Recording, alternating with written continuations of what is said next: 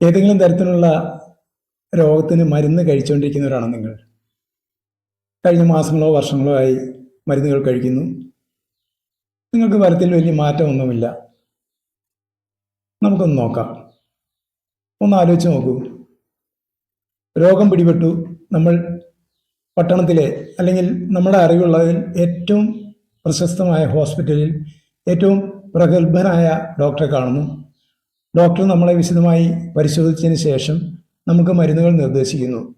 ഈ മരുന്നുകൾ, ചില മരുന്നുകൾ ഭക്ഷണത്തിന് മുൻപ്, ചില മരുന്നുകൾ ഭക്ഷണത്തോടൊപ്പം, ചില മരുന്നുകൾ ഭക്ഷണശേഷം എന്നിങ്ങനെ നമുക്ക് മരുന്നുകൾ നിർദ്ദേശിക്കുന്നു.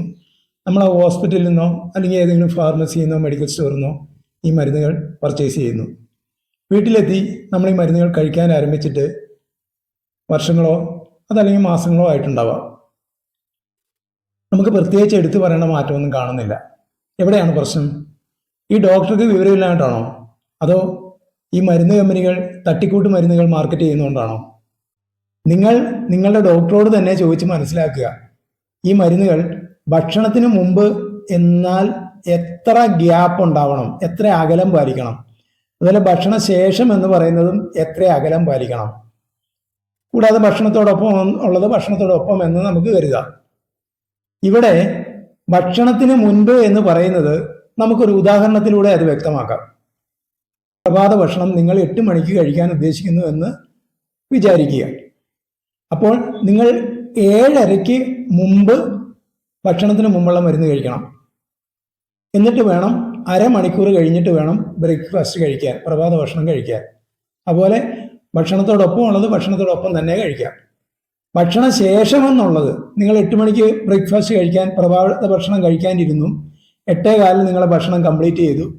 8:15 മുതൽ 8:45 വരെ, 8:15 മുതൽ 8:45 വരെ ഇടവേള ഇടുക.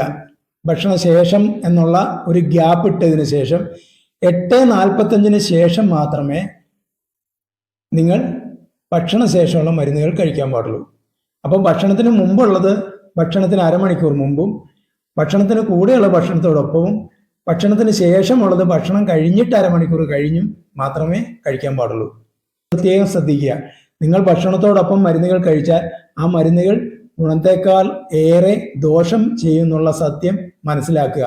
രോഗം മാറുന്നില്ല എന്ന് മാത്രമല്ല, രോഗം നിങ്ങൾക്ക് അധികരിക്കാനോ മറ്റ് സൈഡ് രോഗങ്ങൾ, സൈഡ് എഫക്റ്റുകൾ കൂടുതലായിട്ടുണ്ടാകാനോ അത് കാരണമായി തീരും.